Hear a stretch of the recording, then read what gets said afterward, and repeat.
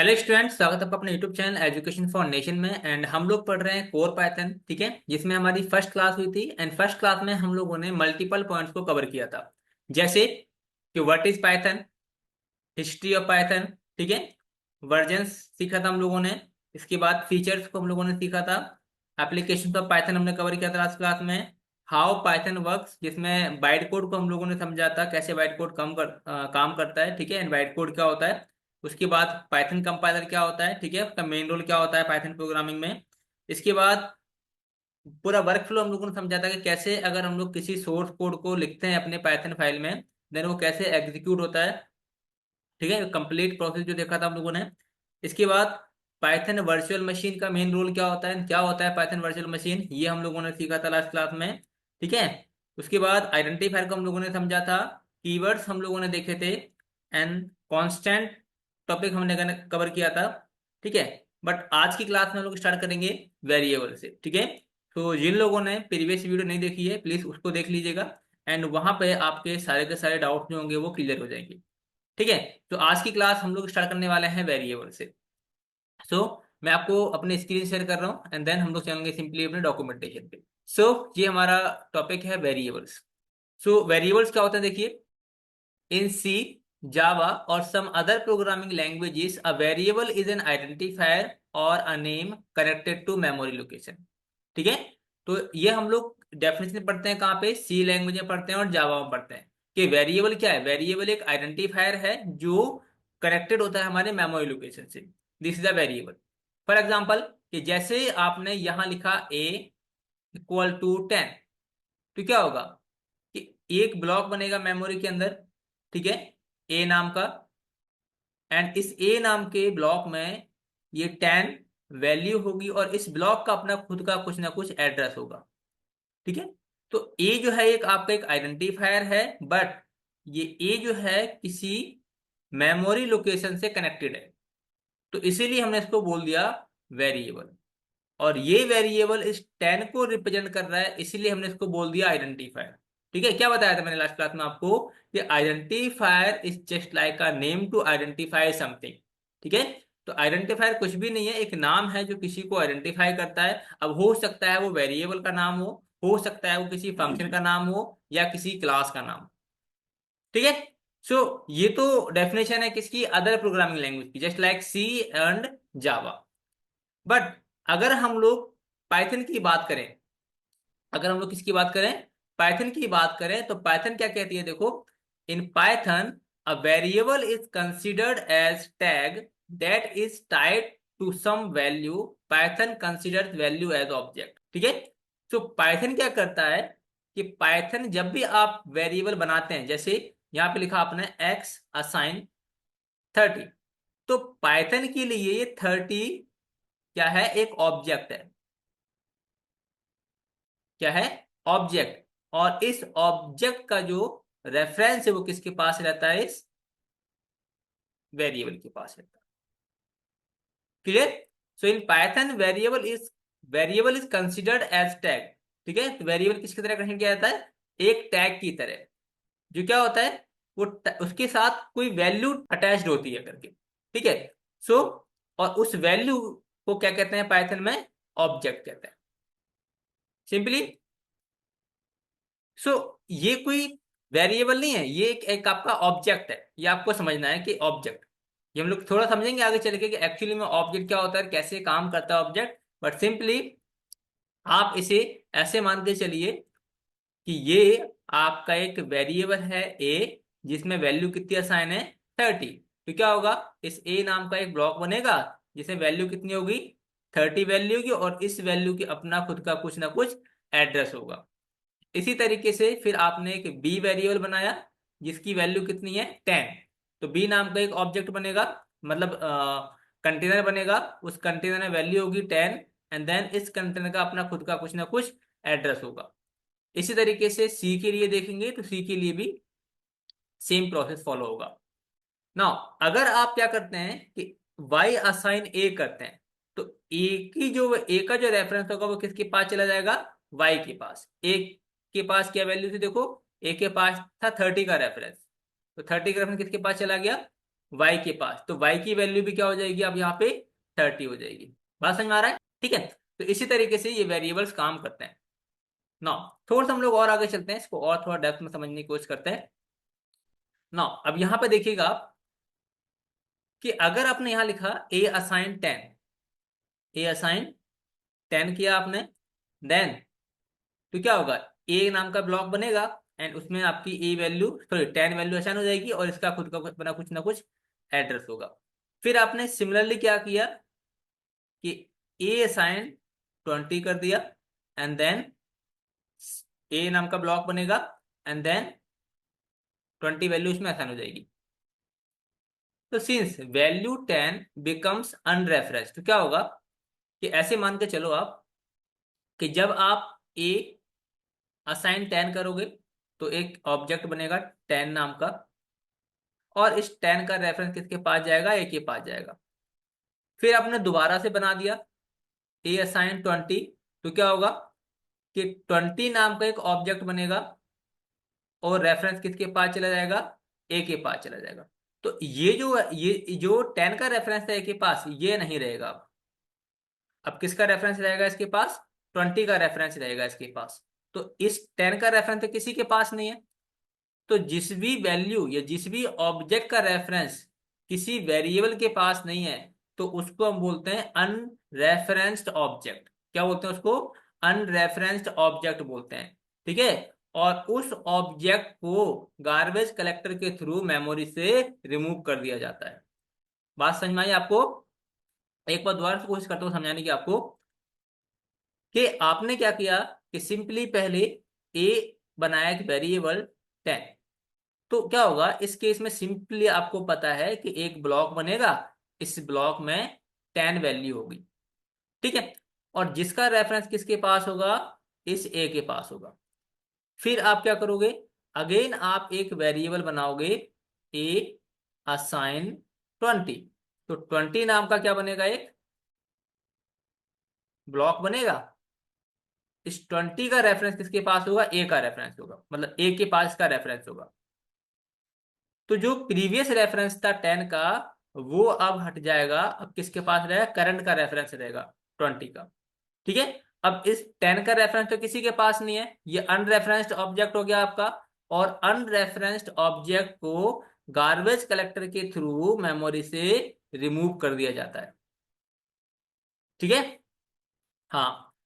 सो ये जो बताया मैंने ब्लॉक कंसेप्ट, ये एक्चुअली में काम किस तरीके से करता है, ये मैं आपको सिखाने की कोशिश करता हूँ। सो अब ध्यान से देखिएगा कि जैसे आपने ए असाइन 10 किया, ए असाइन 10 किया, तो क्या होगा, ये 10 ऑब्जेक्ट आपका मेमोरी में क्रिएट हो जाएगा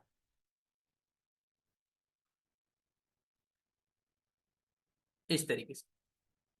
ठीक है, फिर क्या होगा, फिर आप यहां पे करोगे 20, तो एक 20 ऑब्जेक्ट क्रिएट हो जाएगा मेमोरी के अंदर।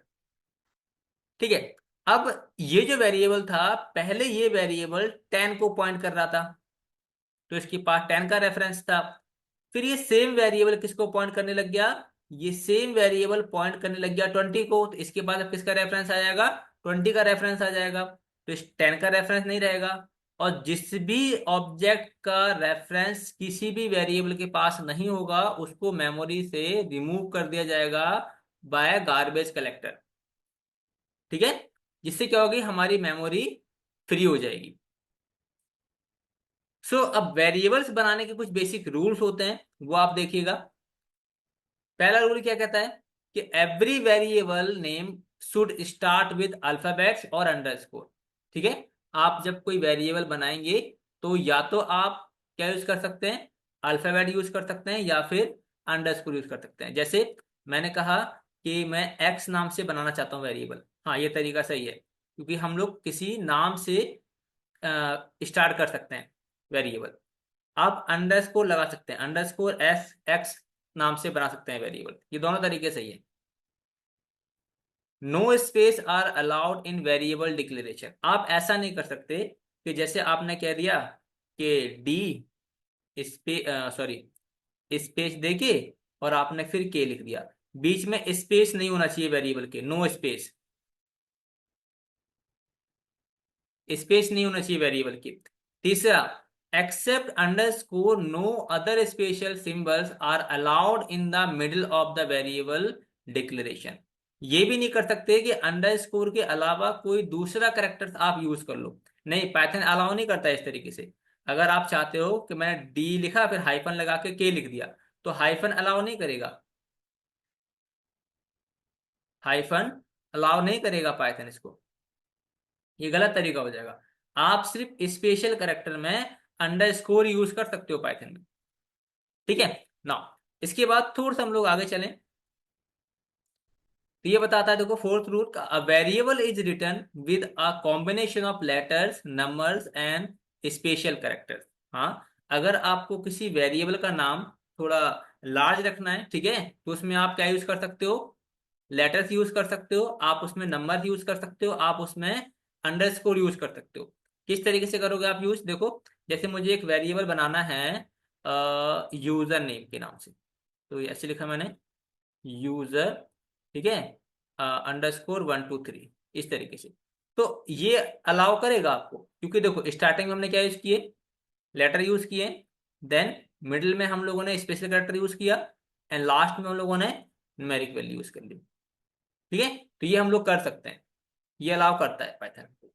इसके बाद क्या कहता है लास्ट पॉइंट में कि नो रिजर्व कीवर्ड, मतलब आप रिजर्व कीवर्ड यूज नहीं कर सकते। जैसे मैं लास्ट क्लास में पढ़ा था हम लोगों ने कि ऐसे कीवर्ड्स बना रखे हैं पाइथन ने जिसका मीनिंग ऑलरेडी डिफाइन कर रखा है पाइथन कंपाइलर के पास, और उन वर्ड्स को आप एज अ वेरिएबल यूज नहीं कर सकते, ठीक है, या एज अ आइडेंटिफायर से आप यूज नहीं कर सकते।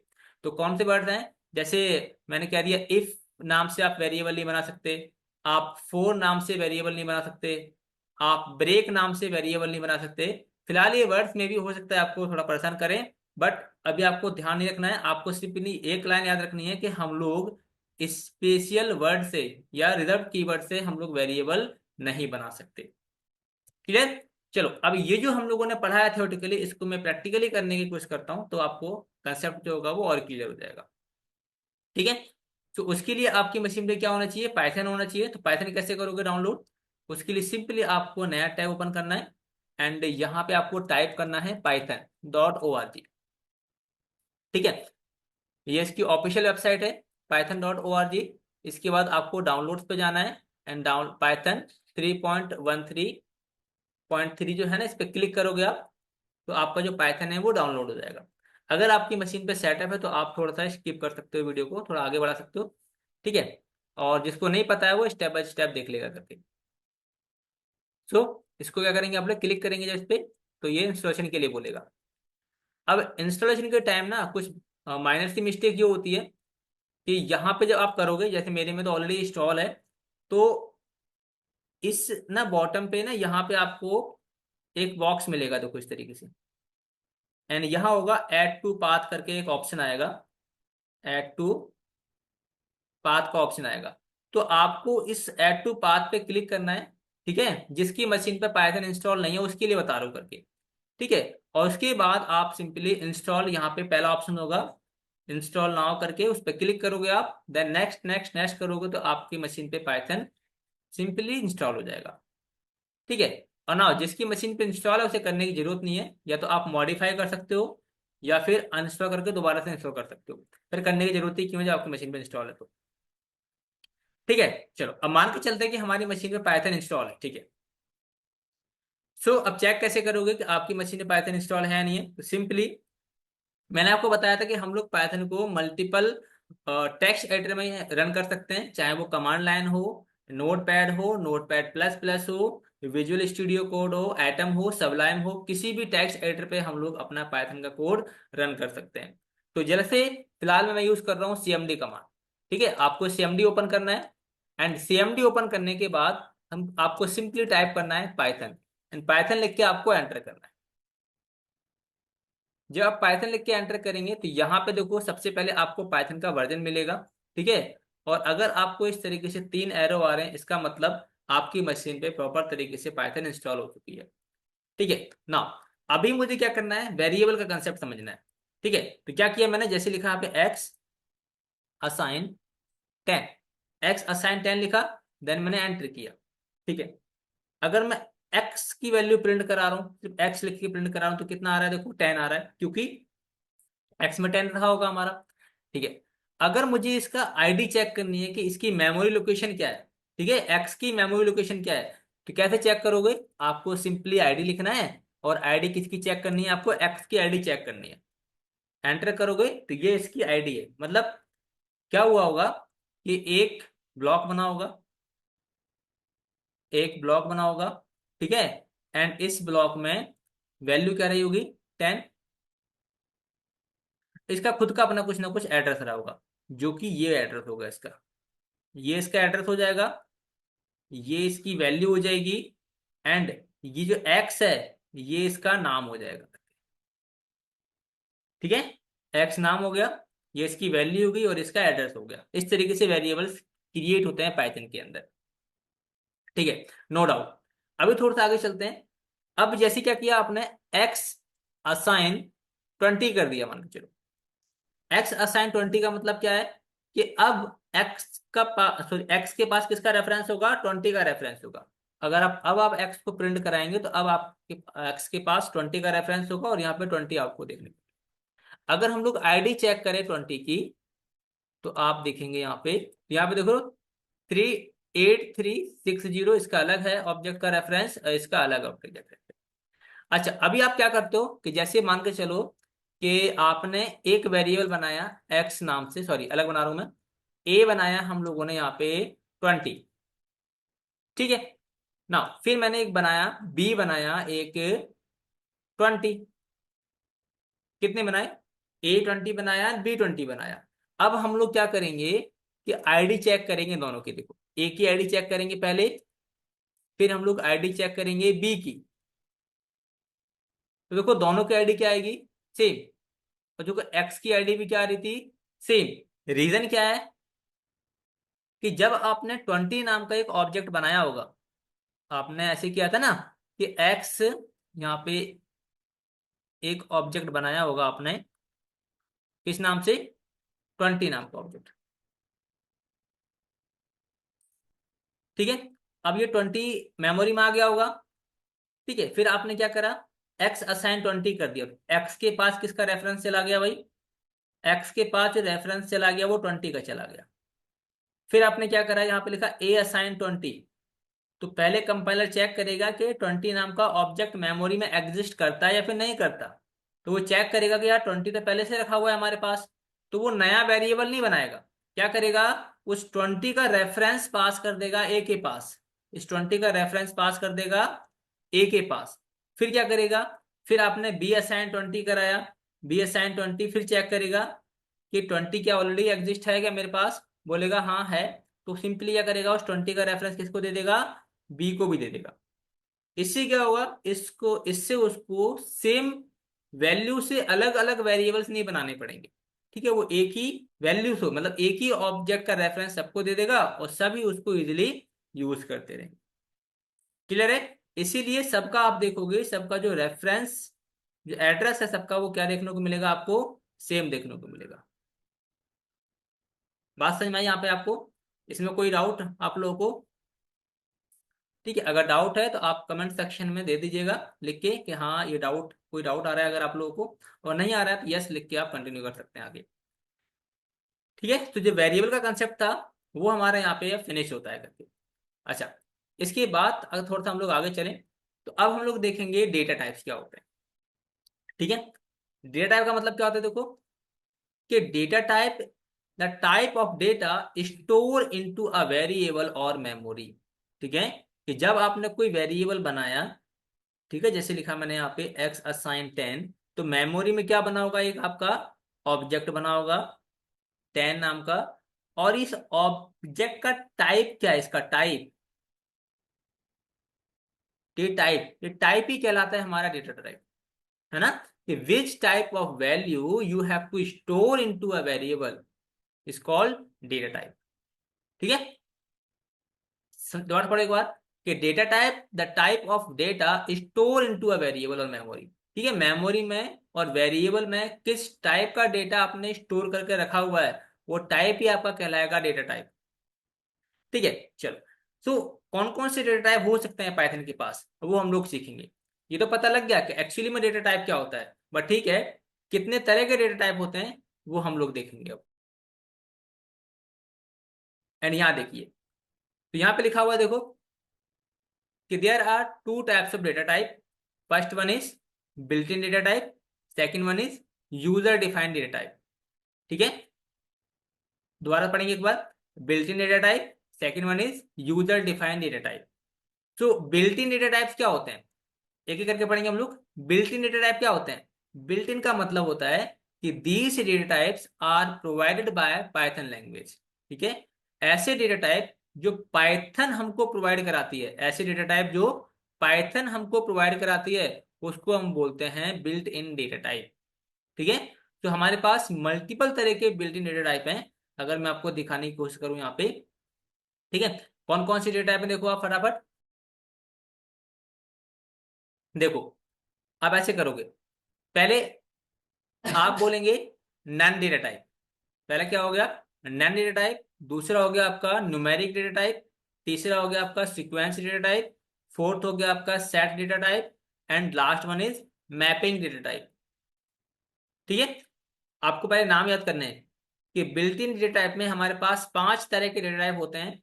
पहला नन होता है, दूसरा न्यूमेरिक होता है, तीसरा सीक्वेंस होता है, फोर्थ सेट होता है, and last one is mapping.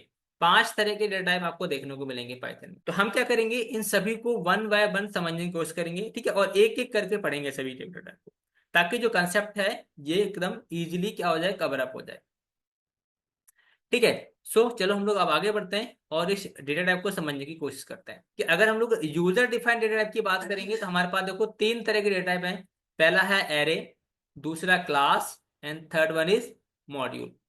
ठीक है, ठीक है, यहां तक कंसेप्ट क्लियर है। चलो अभी हम क्या करेंगे, अभी हम लोग बिल्ट इन डेटा टाइप को वन बाय वन पढ़ेंगे। ठीक है, सो पहला आता है हमारा नन डेटा टाइप। पहला कौन सा आता है, none data type. The none data type represent an object that does not contain any value। ठीक है, एक ऐसा डेटा टाइप जो किसी तरह की वैल्यू कंटेन नहीं करता, उसको हम बोलते हैं नन डेटा टाइप।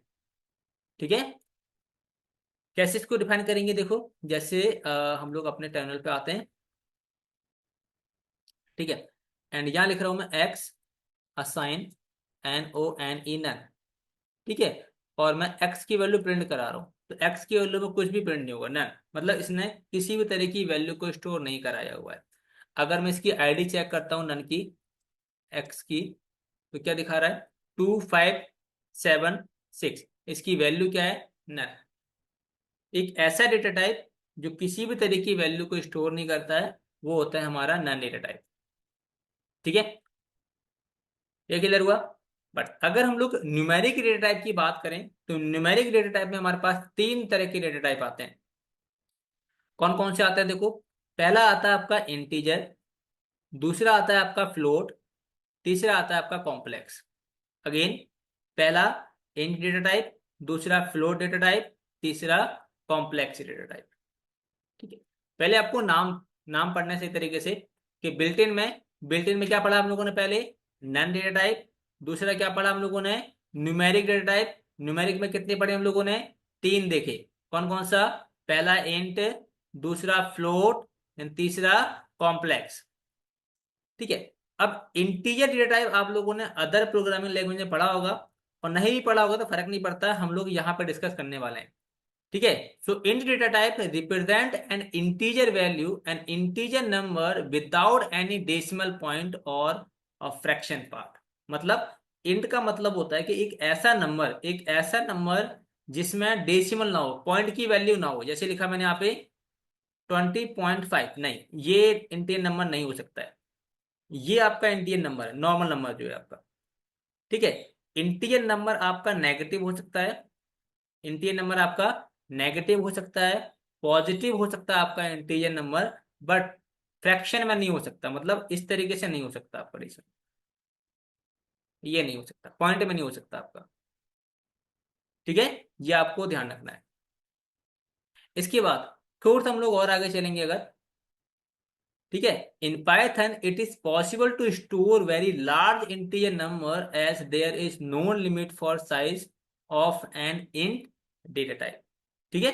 तो ये अच्छी बात है पाइथन के अंदर कि जब आप कोई वेरिएबल बनाते हैं, जैसे लिखा मैंने यहाँ पे एक्स बनाया वेरिएबल, ठीक है, और इसके अंदर आपने किसी बड़ी वैल्यू को स्टोर करा दिया, तो यहाँ पे साइज का इश्यू नहीं होगा। ठीक है। क्या बोला गया है देखो कि it is possible to store very large integer number, very large integer number. तो हम लोग एक बड़ा नंबर स्टोर करा के रख सकते हैं कि वेरिएबल के अंदर, इंटीजर वेरिएबल के अंदर। ठीक है। देयर इज नो लिमिट, कोई लिमिट नहीं है यहाँ पे आपका। ठीक है। जैसे दिखाया था मैंने आपको, एक आपका पॉजिटिव नंबर हो सकता है इंटीजर, नेगेटिव हो सकता है आपका।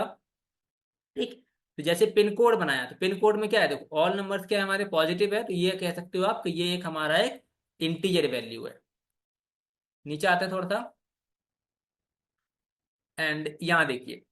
ठीक है। तो ये आपका एक वेरिएबल है, एंड इस वेरिएबल को समझने की कोशिश कीजिएगा कि ये वेरिएबल कहलाएगा इंट टाइप वेरिएबल, और ये इंट वैल्यू है आपकी। ठीक है। इसको मैं प्रैक्टिकल करके दिखाता हूँ आपको, और डेटा टाइप कैसे चेक करते हैं पाइथन के अंदर वो मैं आपको बताने वाला हूँ। ठीक है। तो सिंपली हम लोग आते हैं टर्मिनल पे, एंड जैसे देखो मैंने यहाँ पे एक पिन कोड के नाम से पिन कोड अंडरस्कोर कोड लिखा, मैंने यहाँ पे 1196। ठीक है। इसके बाद हमने एंटर किया।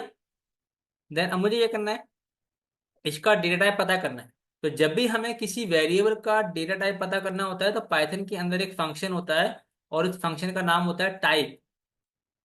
क्या नाम होता है? टाइप। आपको लिखना है टाइप, एंड टाइप के अंदर जिस भी वेरिएबल का डेटा टाइप पता करना है वो पास कर दे। जैसे मुझे पिन कोड का चाहिए, तो क्या लिखूंगा इसके अंदर में? Pin code. ठीक है। तो मुझे इसका डेटा टाइप पता लग जाए, किस टाइप की वैल्यू मैंने सेव करा रखी है उस पार्टिकुलर ब्लॉक के अंदर या मेमोरी ब्लॉक के अंदर। ठीक है। सो चेक करते हैं, चलो फटाफट हम लोग इसको।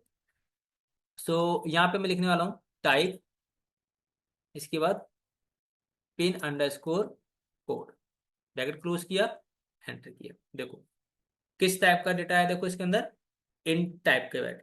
ठीक है। यहाँ पे देख लो क्लास किसको रिप्रेजेंट, इंट को। तो ये आपका इंटीजर डेटा टाइप है। क्लियर? इसी तरीके से आप किसी भी डेटा टाइप की वैल्यू को चेक कर सकते हो। फिलहाल लोग जैसे जैसे आगे बढ़ते जाएंगे सभी को इजीली समझते चले जाएंगे। तो अभी हम लोग बात करेंगे फ्लोट डेटा टाइप की। फ्लोट क्या होता है देखो, फटाफट आगे पढ़ो। The float data type represent floating point number. A floating point number is a number that contains a decimal point. बहुत ही सिंपल है, एक ऐसा नंबर जिसको हम लोग डेसिमल के फॉर्म में लिखते हैं, वो ही होता है हमारा फ्लोटिंग डेटा टाइप। जैसे लिखा मैंने यहाँ पे 10.5, तो इस नंबर में क्या आ रहा है? डेसिमल आ रहा है ना। तो अगर डेसिमल आ रहा है इसका मतलब ये किस टाइप का नंबर है हमारा? ये हमारा फ्लोटिंग नंबर है। ठीक है। ये फ्लोट क्लास को रिप्रेजेंट करता है। थोड़ा सा हम लोग आगे आते हैं, इसमें कुछ एग्जांपल्स हम लोगों ने यहाँ पे लिखे हुए हैं। देखो एग्जाम्पल 25.56, 10.5, माइनस के 45.69, माइनस के 0.8। इससे ये तो पता लग गया आपको कि डेसिमल पॉइंट आपका नेगेटिव भी हो सकता है और डेसिमल पॉइंट आपका पॉजिटिव भी हो सकता है। तो ये दोनों जो आपके नंबर्स हैं ये आपके पॉजिटिव हैं, एंड ये दोनों जो नंबर्स हैं आपके ये नेगेटिव हैं। ठीक है। तो जैसे एक प्राइस के हमने एक बनाया वेरिएबल प्राइस नाम का, तो क्या रखा हमने 25.56, तो ये हो जाएगा आपके फ्लोटिंग। ठीक है। अच्छा, अब इसके बाद ना एक चीज समझना कि यहाँ पे लिखा हुआ है देखो वैल्यू में 5.1E5, एक नया कंसेप्ट है इसमें ये। 5.1.E5 का मतलब होता है कि जब भी अगर आपको किसी बड़े नंबर्स को, किसी लार्ज नंबर को एंड साइंटिफिक नोटेशन की फॉर्म में अगर आपको रिप्रेजेंट करना हो, तब आप इस कंसेप्ट का यूज करते हैं। ठीक है। तो यहाँ पे जो ई होता है वो होता है 10 टू दी पावर। क्या होती है ई का मतलब? 10 टू दी पावर। तो 5.1 इंटू 10 टू दी पावर, जो भी कितनी है 5, तो यहाँ पे 5 लग जाएगा। तो इस नंबर को, इस तरीके के नंबर को आप यहाँ पे ऐसे रिप्रेजेंट कर सकते हो। बात समझ में आ रही है? यहाँ पे देखो डेफिनेशन डिफाइन की हुई है मैंने कि इट्स साइंटिफिक नोटेशन वेयर ई और capital E represent exponentiation which represent the power of 10, ठीक है, जो पावर ऑफ 10 को रिप्रेजेंट करती है। चलो हम लोग बताते हैं कैसे होती है। जैसे मैं यहाँ पे डिफाइन करता हूँ, यहाँ लिखा मैंने एक्स असाइन 1.0 ई की पावर 3, एक्स को प्रिंट कराते हैं, कितना आ गया 1000। क्या हो गया देखो, इसी कैसे लिखोगे आप, इसे ऐसे लिखोगे, 1 था हमारा 1.0, इसके बाद इंटू 10 की पावर 3। तो 1.0 को आप 1 लिख सकते हो, इसके बाद 10 की पावर 3 क्या लिखोगे, 10 × 10 × 10 ठीक है, ये 1 ही रहने वाला है। 10 की मल्टीप्लाई 10 से करो कितना हो जाएगा, 100 × 10, ये ऐसे ही रहने वाला है। एंड 100 को मल्टीप्लाई किससे करोगे, 10 से करो कितना हो जाएगा 1000। एंड 1000 की मल्टीप्लाई 1 से करोगे कितना आएगा आपका 1000, ठीक है। और यहाँ पे ये जो नंबर था आपका, ये फ्लोटिंग नंबर था, फ्लोट था, तो यहाँ पे किस टाइप में आंसर आएगा आपका, फ्लोट टाइप का आंसर देखने को मिलेगा, इसीलिए यहाँ पे कितना आया 1000.0। बात समझ में आई आपको, इस तरीके से ये काम करता है। ओके, एक हम लोग और ले लेते हैं कोई भी, जैसे लिखा मैंने यहाँ पे x assign 2.5 into 10 to the power 3, enter करते हैं, एक्स एंटर करें, कितना आ रहा है 2500.0। चलो इसको कैलकुलेट करो फटाफट, कैसे करोगे आप, यहाँ लिखा है 2.5 इंटू 10 to the power 3, इसको ऐसे लिखोगे आप, ठीक है, इस नंबर को आप इस तरीके से रिप्रेजेंट करोगे, ठीक है। अब इसको एक्सपेंड करो आप, तो ऐसे करोगे 25/10 इंटू 10 × 10 × 10 तो एक 10 से आपका 10 क्या हो जाएगा, कट हो जाएगा, 25 × 10 × 10 कितना होता है आपका 100। एंड 100 को मल्टीप्लाई करेंगे 25 से कितना हो जाएगा, ऐसे करो 25 बन जा 25, एंड 20 जो है वो आपके एंड में हो जाएंगे, ठीक है, इसलिए यहाँ पे आ गया 2500.0। कोई डाउट यहाँ पे, ठीक है। तो इस तरीके से हम लोग साइंटिफिक नोटेशन को रिप्रेजेंट करते हैं, तो आपकी बात लार्ज नंबर आपको ना लिखना पड़े, एक छोटा से नंबर से आप बड़े नंबर को रिप्रेजेंट कर सको। यहाँ तक क्लियर है। चलो इसके बाद थोड़ा सा हम लोग और आगे चलते हैं। अगर ये बता दिया मैंने आपको floating variable and float type, आप चेक कर लेना। कॉम्प्लेक्स की अगर हम बात करें तो complex number is a number that is return in the form of a+bj। ये आपने 11th क्लास में पढ़ा होगा, इमेजिनरी नंबर के फॉर्म में, ठीक है। जनरली ये इतना यूज तो नहीं होता है, मतलब अभी तक तो मैंने यूज नहीं किया इसको, बट इमेजिनरी नंबर होता है, इसमें दो पार्ट्स होते हैं, एक रियल पार्ट होता है आपका, तो ए जो होता है आपका रियल पार्ट होता है, एंड जो बी वाला पार्ट होता है ये इमेजिनरी पार्ट होता है, ठीक है।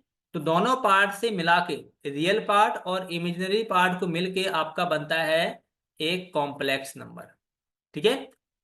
एंड जो स्मॉल जे और कैपिटल जे की जो वैल्यू है, जो यहाँ पे लिख रखा है लास्ट में हम लोगों ने जे, इस जे का मतलब होता है स्क्वायर रूट वैल्यू ऑफ -1।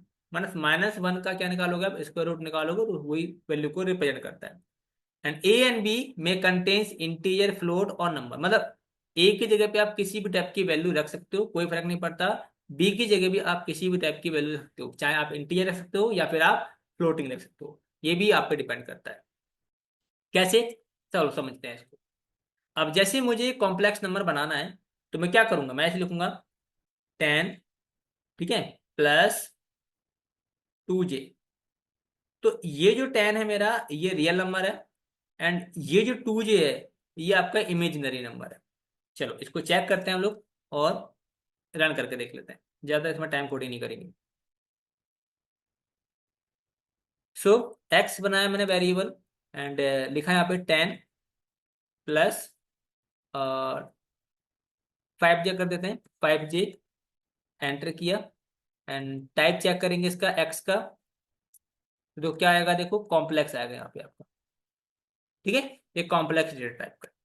चलो, अगर हम लोग ऐसा करते हैं कि दो बनाते हैं वेरिएबल, चलो मैं ये नहीं करा रहा हूँ अभी, जब इसकी बारी आएगी तब हम लोग इसको पढ़ेंगे डिफाइन सही तरीके से, ठीक है, अदरवाइज कंफ्यूजन क्रिएट हो जाएंगी फिर। सो जो कॉम्प्लेक्स डेटा टाइप था, ये भी उम्मीद करता हूँ आप लोगों को समझ में आ गया होगा। कॉम्प्लेक्स नंबर हमेशा दो वैल्यू से मिलकर बनता है, एक रियल पार्ट और दूसरा इमेजिनरी पार्ट, ठीक है। इमेजिनरी पार्ट में कोई भी आपका क्या होगा, अल्फाबेट होगा जो -1 को रिप्रेजेंट कर रहा होगा, ठीक है, स्क्वायर रूट वैल्यू ऑफ -1, ठीक है। इसके बाद जो नेक्स्ट डेटा टाइप आता है वो आता है बूलियन टाइप, ठीक है, ये इंटरेस्टिंग है और काफी जगह यूज होता है। तो बूलियन डेटा टाइप क्या होता है, देखो, the Boolean data type represent Boolean value true और फॉल्स, ठीक है। ये ट्रू और फॉल्स में काम करता है आपका Boolean data type. And Python internally represent true as 1। ये आपको याद रखना है कि पाइथन क्या करता है, ट्रू को 1 की तरह ट्रीट करता है एंड फॉल्स को 0 की तरह ट्रीट करता है, ठीक है। तो अगर आप यहाँ पे करते हैं ट्रू प्लस ट्रू मतलब 1 + 1, तो क्या हो जाएगा यहाँ पे 2 हो जाएगा। अगर करते हैं ट्रू माइनस फॉल्स, ट्रू मतलब 1, फॉल्स -0, तो 1 - 0 कितना हो जाएगा 1, तो यहाँ पे 1 आंसर आएगा आपका। चलो इसको भी करके देखते हैं फटाफट हम लोग, ठीक है। अब इसमें ना एक चीज गलतियां जो करते हैं बच्चे वो ये होती है कि ट्रू जो लिखते हैं वो स्मॉल लेटर में लिख देते हैं। तो आपको ध्यान रखना है कि जब ट्रू और फॉल्स लिखोगे तो ये कैपिटल लेटर में लिखना है, ट्रू TRUE, एंड फॉल्स भी किस में लिखोगे आप, कैपिटल लेटर में लिखोगे आप, ऐसे करके। फर्स्ट लेटर क्या होना चाहिए इसका, कैपिटल होना चाहिए दोनों में से, ठीक है। सो ये होगा क्लियर। अभी इसको हम लोग रन करके देखते हैं। अब ध्यान से देखना कि यहां लिखा मैंने ए की वैल्यू लिखी मैंने यहाँ पे ट्रू TRUE, बी लिखा मैंने यहाँ पे, लिखा ट्रू TRUE2। इसका टैब चेक करते हैं पहले, ठीक है। ए का चेक ए का चेक कर लेंगे, देखो बूल आ रहा है, इसका मतलब ये एक बूलियन डेटा टाइप है। इसी तरीके से अगर मुझे ए प्लस बी को प्रिंट कराना है, ए प्लस बी दोनों को ना ऐड जोड़ना है मुझे, है ना। ऐड करोगे आप तो यहाँ पे क्या आएगा आंसर, देखो 2 आएगा। अगर मुझे माइनस करना है तो अगर ए माइनस बी करेंगे तो क्या आंसर आएगा, देखो दोनों ट्रू हैं, तो 1 - 1 गया तो 0 हो जाएगा। एक्चुअली मैं ना बी की वैल्यू क्या करता हूँ, फॉल्स कर देता हूँ, बी की वैल्यू फॉल्स कर देते हैं। एंड देन हम लोग अब चेक करेंगे ए -बी, क्या आंसर आएगा, फॉल्स आंसर है। क्लियर। अच्छा, अगर हम लोग B - A करें तो क्या आंसर आएगा, B - A माइनस के बराबर। तो अब आप समझ गए होंगे कि ट्रू का मतलब होता है +1 एंड फॉल्स का मतलब होता है 0। ये आपको ध्यान रखने वाली बात है, ये आपको ध्यान रखना है। ट्रू 1 को करता है रिप्रेजेंट, फॉल्स 0 को करता है represent, ठीक है। और ये आपको कैपिटल लेटर से ही करना है डिफाइन, ठीक है। थोड़ा सा हम लोग आगे चलते हैं अब, क्योंकि यहां तक तो कोई डाउट होगा नहीं ना। अगला जो टॉपिक है हमारा वो है सीक्वेंस टाइप, ठीक है। सीक्वेंस डेटा टाइप को फर्दर इन्होंने कैटेगराइज किया है 4 पार्ट्स में। जैसे पहला आता है आपका स्ट्रिंग, पहला आता है आपका स्ट्रिंग, सेकंड आता है आपका list, third tuple, fourth range, ठीक है। सीक्वेंस डेटा टाइप में 4 तरह के डेटा टाइप हैं आपके, पहला स्ट्रिंग, दूसरा लिस्ट, तीसरा टपल, फोर्थ रेंज, ठीक है। तो इसको भी हम लोग 1 बाय 1 पढ़ेंगे। सीक्वेंस डेटा टाइप को इसलिए सीक्वेंस डेटा टाइप बोला गया है क्योंकि जो इसमें जितनी भी वैल्यू आप स्टोर करोगे वो 1 बाय 1 होंगी, ठीक है। मतलब एक ऑर्डर में होंगी, जैसे पहला ये हो गया, सेकंड ये, थर्ड ये, फोर्थ ये, इस तरीके से ये ऑर्डर में वैल्यू असाइन होंगे करके। तो अलग अलग याद करने की बजाय आप ऐसे याद कर लीजिए, सीक्वेंस डेटा टाइप, और सीक्वेंस डेटा टाइप में क्या आते हैं, ये 4 डेटा टाइप आते हैं, string, list, tuple and range, ठीक है। सो अभी हम लोग एक एक करके पढ़ेंगे सभी डेटा टाइप को। जैसे हम बात करते हैं स्ट्रिंग डेटा टाइप की, तो स्ट्रिंग डेटा टाइप क्या होता है, string represents group of characters, strings are enclosed in double quotes और सिंगल कोट्स, ठीक है। तो स्ट्रिंग क्या है, देखो स्ट्रिंग रिप्रेजेंट करती है हमारे ग्रुप ऑफ कैरेक्टर्स को। जैसे लिखा मैंने यहाँ पे अजय, तो अजय में कितने कैरेक्टर्स हैं, एक दो तीन चार, चार कैरेक्टर्स हैं। तो चार कैरेक्टर्स का जो ग्रुप है वो क्या बनाता है, एक स्ट्रिंग बनाता है। स्ट्रिंग क्या हो गया, ग्रुप ऑफ कैरेक्टर। ठीक है। अब ग्रुप ऑफ कैरेक्टर्स को हम लोग या तो डबल कोट्स में डिफाइन करेंगे या सिंगल कोट में करेंगे, तभी वो क्या कहलाएगी, स्ट्रिंग कहलाएगी। ठीक है। डबल कोट में देखो मैंने क्या लिखा है यहाँ पे, हेलो, तो हेलो की स्ट्रिंग हो गई। दीपक, ये भी एक स्ट्रिंग है। मनीष, ये भी एक स्ट्रिंग है। अब आप इस स्ट्रिंग को सिंगल कोट में लिखते हैं या डबल कोट में लिखते हैं, ये आपकी मर्जी है, बट क्या कहलाएगी, स्ट्रिंग ही कहलाएगी। ठीक है। इसको अगर मैं दिखाता हूँ आपको रन करके, देखिए। ठीक है, मैं आपको यहाँ पे इसे रन करके दिखाता हूँ।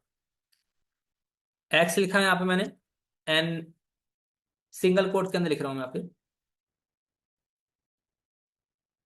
एजुकेशन फॉर नेशन, एंटर किया। एंड टाइप चेक करते हैं इसका हम लोग, टाइप चेक करेंगे एक्स का, एंटर करेंगे, देखो स्ट्रिंग टाइप है। ठीक है, तो ये तो स्ट्रिंग टाइप हो गया हमारा। एंड अगर आप चाहो तो इसको डबल कोट्स में भी कर सकते हो रिप्रेजेंट, जैसे लिखा वाई, डबल कोट्स में लिख रहा हूँ, दीपक, डबल कोट्स। ठीक है, वाई को प्रिंट कराओगे तो भी आपका प्रिंट होगा, और एक्स को अगर हम प्रिंट कराएंगे तो तभी आपका। ठीक है। तो आप स्ट्रिंग को डबल कोट से कर सकते हो रिप्रेजेंट, आप स्ट्रिंग को सिंगल कोट से कर सकते हो रिप्रेजेंट। इसी तरीके से हम लोग थोड़ा सा और आगे आते हैं। ये सिमिलरली उसी की तरह है जैसे हम लोगों ने डेटा समझा था, फ्लूट डेटा समझा था। एंड सिमिलरली आप स्ट्रिंग डेटा भी इस तरीके से कर सकते हो कि ये वेरिएबल स्ट्रिंग को करता है रिप्रेजेंट, एंड ये वैल्यू स्ट्रिंग की वैल्यू को करती है रिप्रेजेंट। नाउ सेकंड जो डेटा टाइप है हमारा वो है लिस्ट डेटा टाइप। क्या है, लिस्ट डेटा टाइप। अब लिस्ट क्या है, देखो a list represent a group of element. क्या है, list represent a group of element. इसमें हम लोग बहुत सारे एलिमेंट को एक ग्रुप में रिप्रेजेंट कर सकते हैं। कैसे करेंगे वो बात की बात है, फिलहाल आपको याद रखना है डेफिनेशन इसकी, कि list represent a group of element. A list can store different types of element which can be modified. अब यहाँ पे कह रहा है ना कि list can store different types of element, तो यहाँ पे जो टाइप की बात की जा रही है वो टाइप क्या है, आपके डेटा टाइप है। क्या है यहाँ पे, डेटा टाइप। मतलब आप लिस्ट के अंदर इंट की वैल्यू कर सकते हो स्टोर, आप लिस्ट के अंदर फ्लोट कर सकते हो स्टोर। ठीक है, आप बूलियन वैल्यू कर सकते हो स्टोर, आप स्ट्रिंग कर सकते हो स्टोर। तो किसी भी टाइप की वैल्यू आप एक लिस्ट के अंदर स्टोर कर सकते हो। वही कह रहा है ना, कि अलग अलग तरह की वैल्यू हम लोग स्टोर कर सकते हैं लिस्ट के अंदर। ठीक है ना, क्लियर हो गया डेफिनेशन ये वाली। इसके बाद list are dynamic which means size is not fix. तो ये भी अच्छी बात है लिस्ट में, कि जब हम लोग लिस्ट बनाएंगे पाइथन के अंदर तो हमें साइज से कोई लेना देना नहीं है। हम लोग उसमें एन नंबर ऑफ एलिमेंट, मतलब 10 एलिमेंट आपको रखना है लिस्ट के अंदर, 50 रखना है, 100 रखना है, जितने भी एलिमेंट आपको स्टोर कराने करा सकते हो। इसका साइज फिक्स नहीं है। ठीक है, जैसे आपने सी लैंग्वेज में देखा होगा, पाइथन, फिलहाल मैं इस टॉपिक को वहां लेके नहीं जा रहा हूँ, बट आपको क्या रखना है कि हमें इसका साइज फिक्स नहीं रखना होता है, आप कितनी वैल्यू इसमें रख सकते हो। ठीक है। Now list are represented using square bracket. List को हम लोग किससे करते हैं रिप्रेजेंट, स्क्वायर ब्रैकेट से रिप्रेजेंट करते हैं।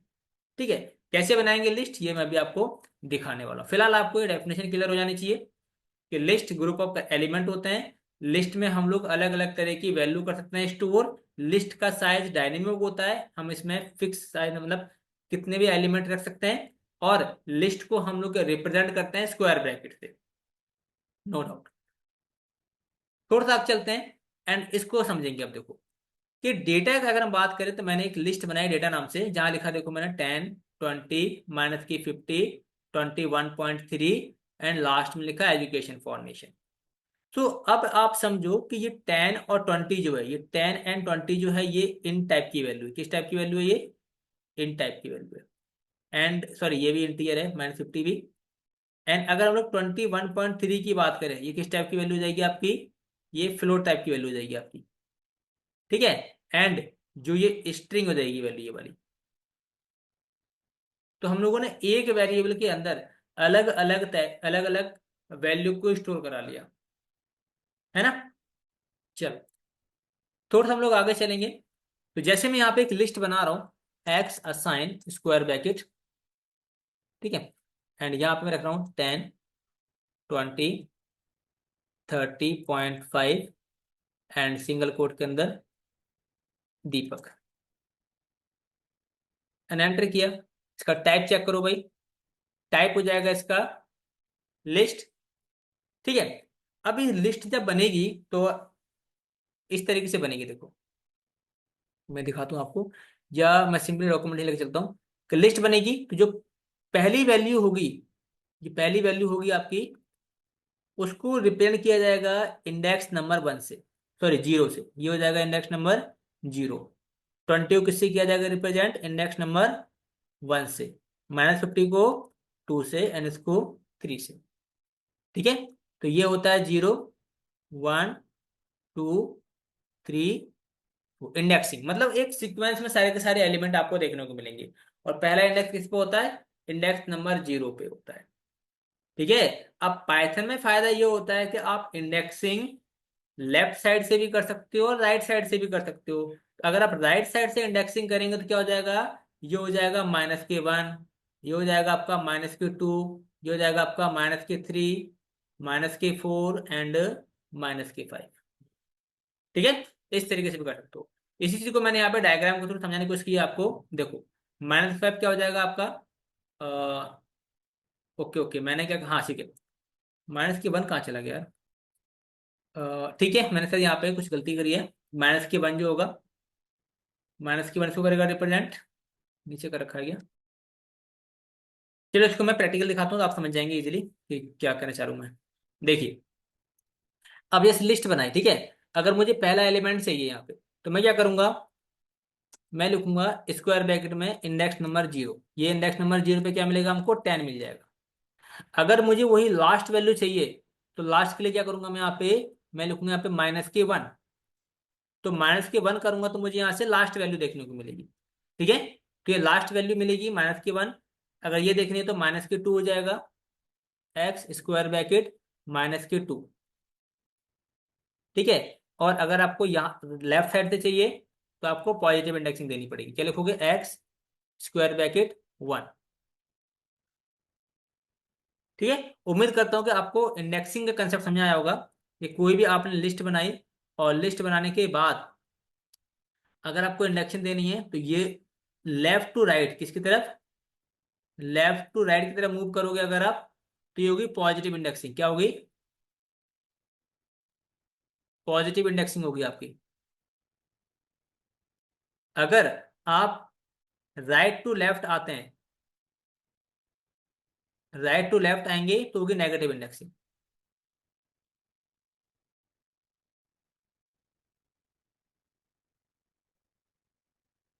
ठीक है। नेगेटिव इंडेक्सिंग होगी आपकी। यहां तक तो आप समझ में गए होंगे, ठीक है। तो ये 0, 1, 2, 3, 4, नेगेटिव के लिए -1, -2, -3, -4, ठीक है। पॉजिटिव इंडेक्सिंग 0 से स्टार्ट होती है, नेगेटिव इंडेक्सिंग -1 से स्टार्ट होती है, ठीक है। ये आपको ध्यान रखना है। यहां तक पूरा क्लियर है आप लोगों को। अगर है तो यस, और नहीं है तो नो करके आप जो भी डाउट है वहां पे आप मेंशन कर दीजिए कमेंट में। मैं नेक्स्ट क्लास में इसको कवर अप करने की कोशिश करूंगा। और अगर नहीं है कोई डाउट तो यस करके हम लोग कंटिन्यू कर सकते हैं। सो ये क्लियर होने के बाद अब हम लोग बात करेंगे टपल की। टपल, टपल क्या है, कि tuple contains a group of element which can be different type. It is similar to list, but tuples are read only, which means we cannot modify its element. Tuples are represented using parentheses. क्या मतलब समझाया, कि जो tuple है, tuple भी अलग अलग type की वैल्यू को स्टोर कर सकता है, पहला पॉइंट। दूसरा पॉइंट, टपल जो है वो लिस्ट की तरह ही है। तीसरा पॉइंट, टपल सिर्फ रीड ओनली वर्जन है, मतलब हम लोग टपल की वैल्यू को मॉडिफाई नहीं कर सकते। तीसरा पॉइंट, ठीक है। चौथा पॉइंट ये है कि हम टपल को रिप्रेजेंट करते हैं पैरेंथेसिस से। ठीक है, पहले पॉइंट में क्या बताया? पहला पॉइंट में हम लोग इसमें डिफरेंट टाइप की वैल्यू कर सकते हैं store. Second point, similar to list, ये सिमिलर टू लिस्ट की तरह है। तीसरा पॉइंट, ये रीड ओनली वर्जन है। फोर्थ पॉइंट, इसको हम लोग रिप्रेजेंट करते हैं पैरेंथेसिस से। चार पॉइंट आपको इसके पढ़ने हैं। ठीक है, पहला क्या बताया मैंने आपको कि we can store different types of value into tuple. Second point, it is similar to list. Fourth one, it is read-only version, which means we cannot modify its element. And last point, tuple represented using parentheses. ठीक है, ये चार हम लोगों ने point बना लिए। अब लोगों को कितना ईजी है भाई कि जब आप टपल बनाएंगे तो आपको सिंपली यूज करना है पैरेंथेसिस।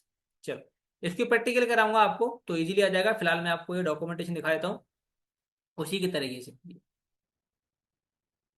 ठीक है, सो इसको हम लोग करके देखते हैं फटाफट। देखो, सबसे पहले हम लोग बनाएंगे एक वेरिएबल एक्स, पैरेंथेसिस लगाएंगे, या लिखेंगे 10, 20, 30.5 या 4 कर देते हैं। एंड यहाँ पे मैं देने वाला हूँ वैल्यू DEEPAK। ठीक है, एंटर की। टाइप चेक करो इसका आप फटाफट। टाइप चेक करोगे तो यहाँ मिलने वाला है आपको इसका टपल। ठीक है, अगर इसकी वैल्यू गेट करनी है तो सेम इंडेक्सिंग अप्लाई कर सकते हो, नेगेटिव और पॉजिटिव दोनों को दोनों। क्या करेंगे हम लोग? एक्स स्क्वायर ब्रैकेट 0 करेंगे अगर आप, कर सकते हैं। नेगेटिव इंडेक्सिंग करनी है अगर आपको, एक्स माइनस के 1 आप कर सकते हैं। ठीक है, बट अगर आप इसकी वैल्यू को मॉडिफाई करने जाएंगे तब आप नहीं कर सकते। जैसे मॉडिफाई कैसे कर रहा हूं? एक्स, मुझे इंडेक्स नंबर 0 की वैल्यू वैल्यू क्या करनी है? मॉडिफाई करनी है। कितनी करनी है मुझे? इसकी 100 कर देनी है। एंटर करोगे तो एरर दे देगा। क्या एरर देगा? कि type error, tuple object does not support item assignment, इसको सपोर्ट नहीं करता। बट अगर ये लिस्ट के केस में करोगे आप, जैसे मैंने लिस्ट बनाई थी ना एक, ये लिस्ट बनाई थी मैंने, इसका ना वाई कर देता हूँ ताकि वाई कर देते हैं। ठीक है, और वाई को प्रिंट कराएंगे, लिस्ट आ जाएगी हमारी। अब मैं जैसे लिस्ट का पहला एलिमेंट निकालना चाह रहा हूँ, 10 आ गया। अब मुझे इसकी वैल्यू को मॉडिफाई करना है। क्या करोगे आप? वाई लिखोगे, इंडेक्स नंबर 0 पे मुझे इसकी वैल्यू कितनी करनी है? 100 करनी है। एंटर करोगे, देन आप वाई को प्रिंट कराओगे तो इसकी वैल्यू मॉडिफाई कर सकते हो। ये एक माइनर सा डिफरेंस है लिस्ट और टपल में। ठीक है, बाकी ये दोनों सेम ही है। क्लियर? बाकी अभी हम लोग सिर्फ डेटा टाइप को समझ रहे हैं कि डेटा टाइप क्या होता है। बाकी डिटेल्स में हम लोग इन टॉपिक्स को अलग से पढ़ेंगे। ठीक है, मैं पूरा आपको लिस्ट अलग से पढ़ाऊंगा, मैं पूरा आपको टपल अलग से पढ़ाऊंगा, मैं टोटल आपको सेट, डिक्शनरी, ये सारे हम लोग पार्टिकुलर टॉपिक पढ़ेंगे वन बाय वन। ठीक है, बस अभी हम लोग डेटा डिस्कशन कर रहे हैं ताकि आपको ये पता लग जाए कि पाइथन में कौन कौन से डेटा टाइप होते हैं और वो कैसे एक्चुअली में काम करते हैं। ठीक है, डेप्थ में हम लोग उसे अलग से पढ़ेंगे। ठीक है, तो इसके बारे में ज्यादा सोचने की जरूरत नहीं है। आपको सिंपली जितना बताया जा रहा है उतना करते चले जाइए। सो अब हमारा जो नेक्स्ट है सिक्वेंशियल डेटा टाइप में, वो है range. Range represent a sequence of number, the number in the range are not modifiable. ठीक है, रेंज क्या करता है? ये भी एक सीक्वेंस ऑफ नंबर्स को रिप्रेजेंट करता है, लेकिन उन नंबर्स को हम लोग मॉडिफाई नहीं कर सकते, ये आपको ध्यान रखना है। ठीक है, क्या बताया कि range represent a sequence of number, range represent a sequence of number, but we can not modify that number. Okay, तो अगर हमने यहाँ पे लिखा है रेंज 5, क्या लिखा हमने यहाँ पे?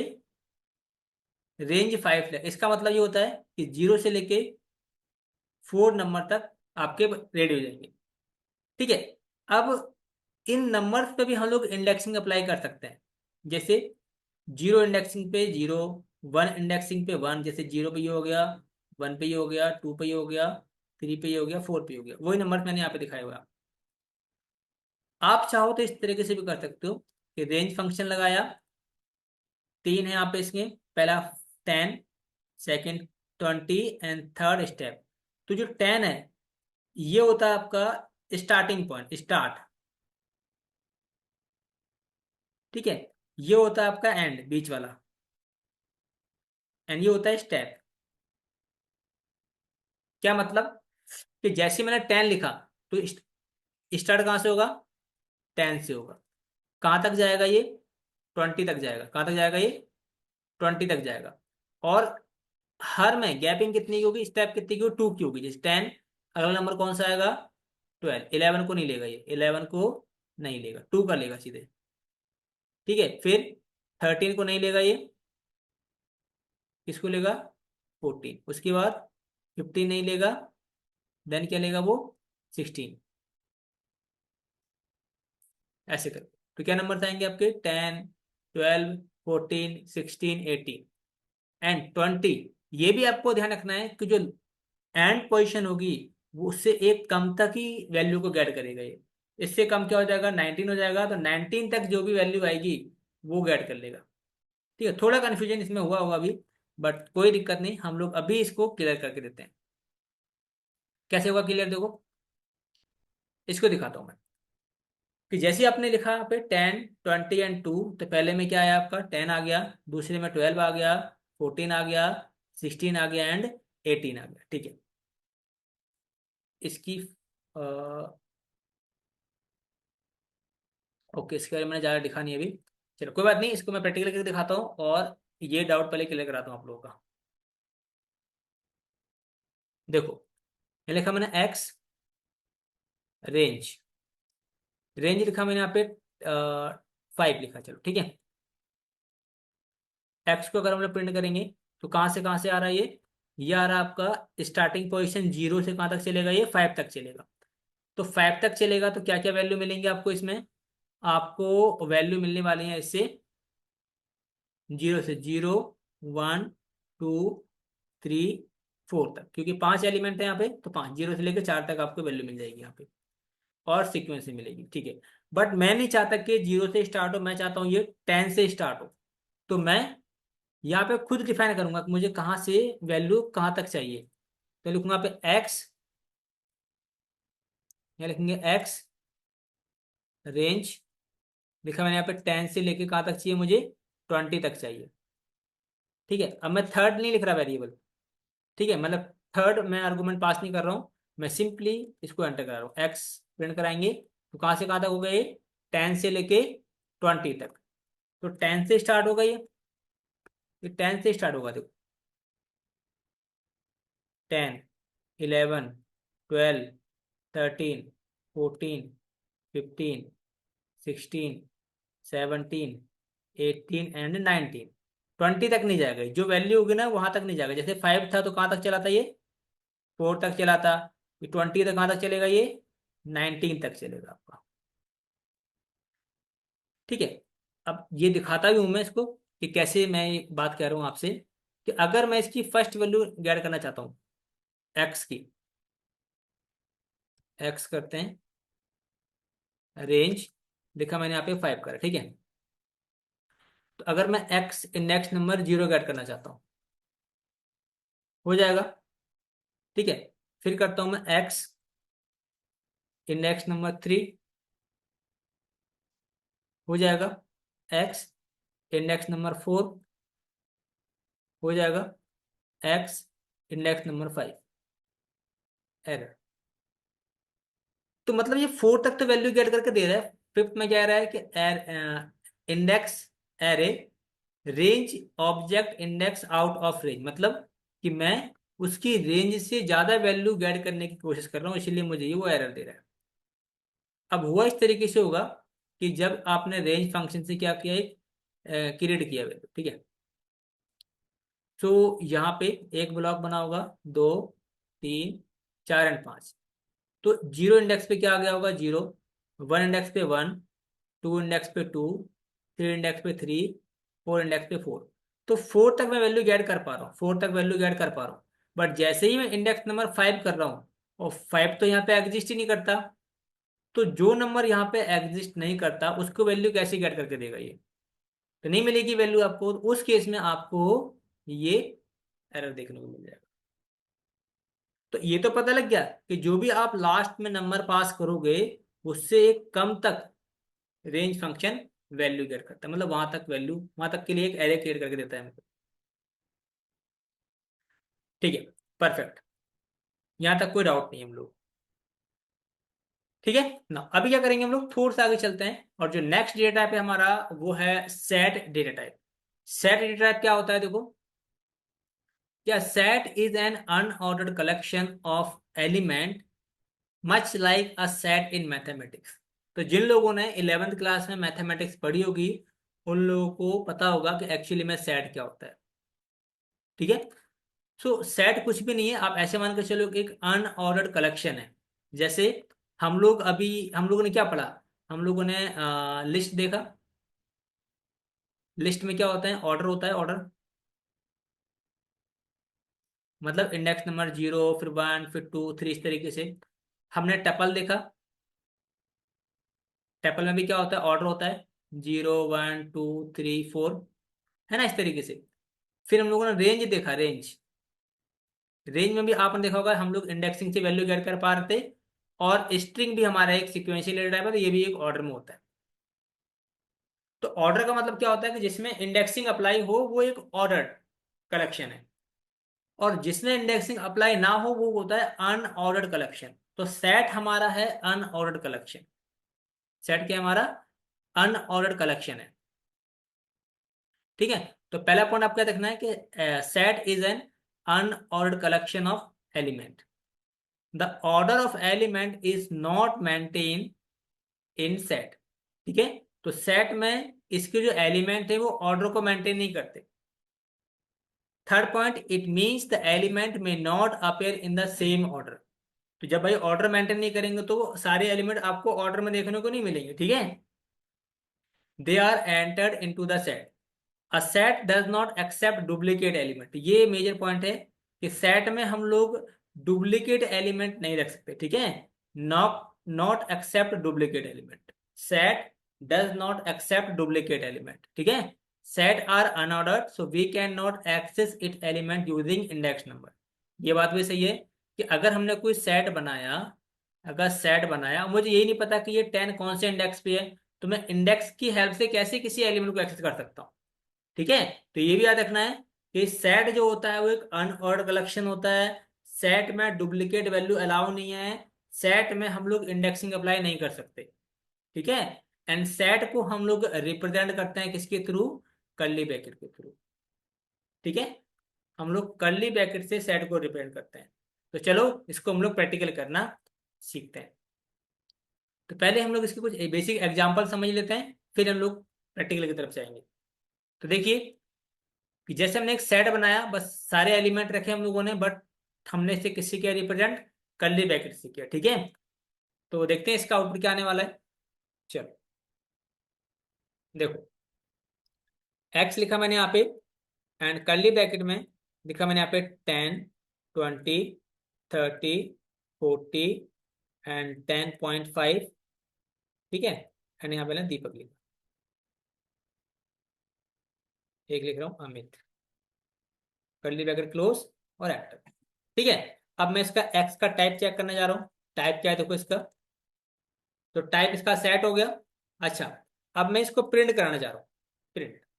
तो देखो हमने जो पहला एलिमेंट क्या इसमें एंट्री किया था 10, बट आ क्या रहा है इसमें देखो 10.5, मतलब ये वाला एलिमेंट पहले आ रहा है।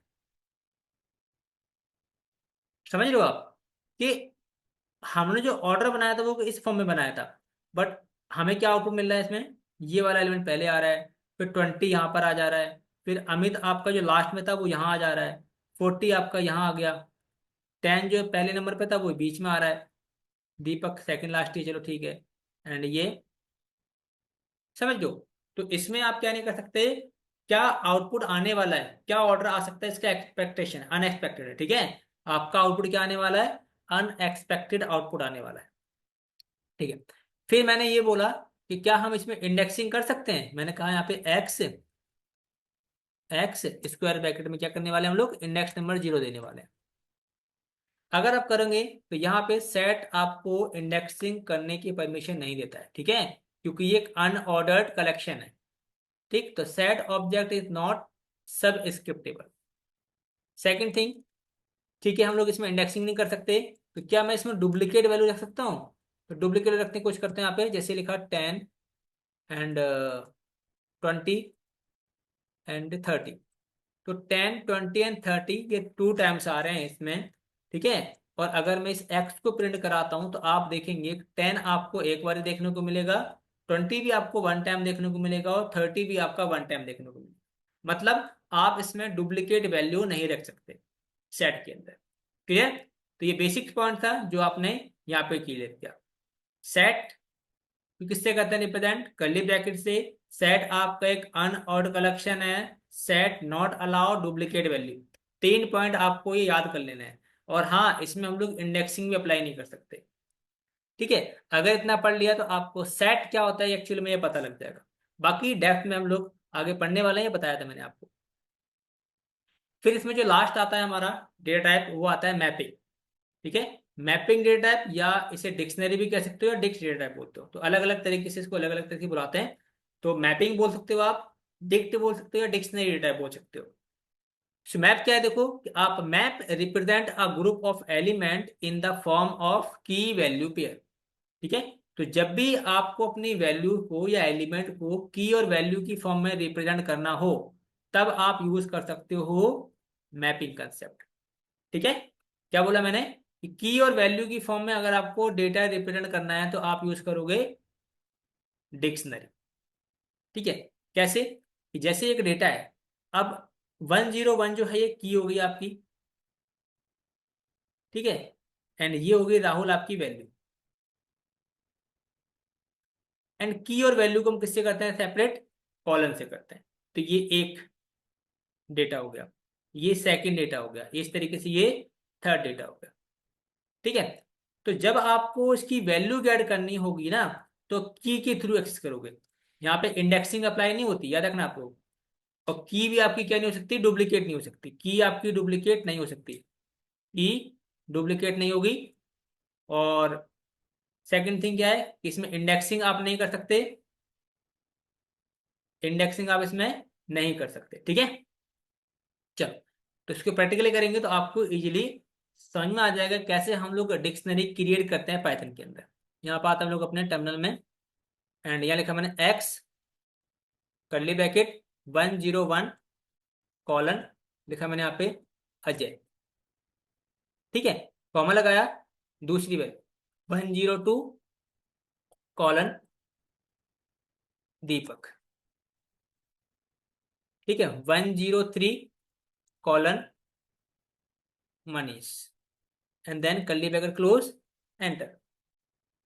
अगर हम लोग इसका टाइप चेक करेंगे क्या आएगा? देखो टाइप इसका, इसका टाइप आएगा डिक्शनरी, ठीक है। और हाँ, अगर मुझे किसी वैल्यू को गेट करना है, मतलब जैसे मुझे अजय के डेटा निकालना है, तो मैं किसके थ्रू निकालूंगा? की के थ्रू निकालूंगा। यहाँ लिखूंगा एक्स डॉट, क्या नाम है, 101 की। क्या दिखा रहा है? Invalid syntax, okay. Square bracket आएगा, सॉरी, यहाँ पे, ठीक है। की पास करोगे आप तो यहाँ पे आपको इसकी वैल्यू मिल जाएगी, ठीक है। इसी तरीके से 102 का डेटा चाहिए, 102। इंडेक्सिंग यहाँ पे अप्लाई नहीं कर सकते। अच्छा, अगर मैं डुप्लीकेट की बनाता हूँ, मैं दोबारा से क्या करता हूँ, यहाँ पे 101 की बना रहा हूँ, एंड यहाँ इसके लिए लिख रहा हूँ विनय, एंड देन मैं एंटर कर रहा हूँ। इसके बाद एक्स की वैल्यू प्रिंट करा रहा हूँ। तो आप देखोगे कि 101 जो की थी हमारी, वो डुप्लीकेट नहीं देखने को मिलेगी आपको। ये क्या करेगा कि जो लास्ट में आप वैल्यू असाइन कराओगे, लास्ट में वो ओवरराइड कर देगा पहले वाली वैल्यू को। क्या कर देगा? लास्ट वाले की जो वैल्यू होगी वो पहले वाले की वैल्यू को ओवरराइड कर देगा। ये आपको ध्यान रखना है, ठीक है। ये बेसिक कंसेप्ट था किसका? डिक्शनरी का। बाकी डिटेल में हम लोग क्या करेंगे, बाद में पढ़ेंगे। बस हम लोग डेटा टाइप को समझ रहे हैं कि एक्चुअली में डेटा टाइप क्या होते हैं और कैसे डिफाइन करते हैं उसको पाइथन के अंदर हम लोग।